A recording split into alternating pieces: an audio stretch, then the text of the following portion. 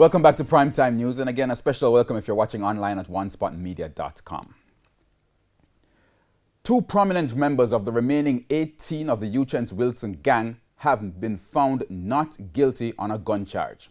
Presiding Judge Brian Sykes says the premise under which the men were charged in law was not reason enough to convict them. After technicians fixed some technical glitches which were experienced when court started at 10 on Monday, Chief Justice Brian Sykes was able to commence his 3-day summation of the verdict in the Home Circuit Court an hour later. This after months of all parties wrapping up their closing arguments in the Uchence Wilson gang trial, which started in March. Halfway into his summation, and Justice Sykes revealed that the main accused, Uchence Wilson and Dean Smith, were both freed of firearm charges. But that doesn't mean that Wilson and Smith will walk free.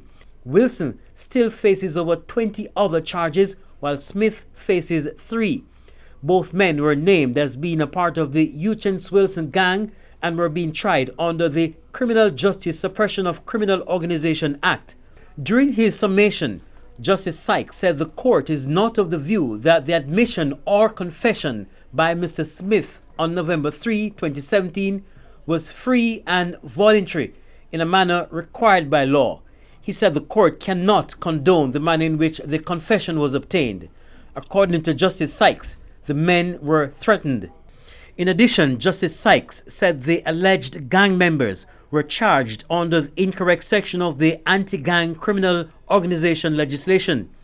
In continuing his summation tomorrow, Justice Sykes says he will be examining the credibility of the statements given by the gang members who eventually turned state witness.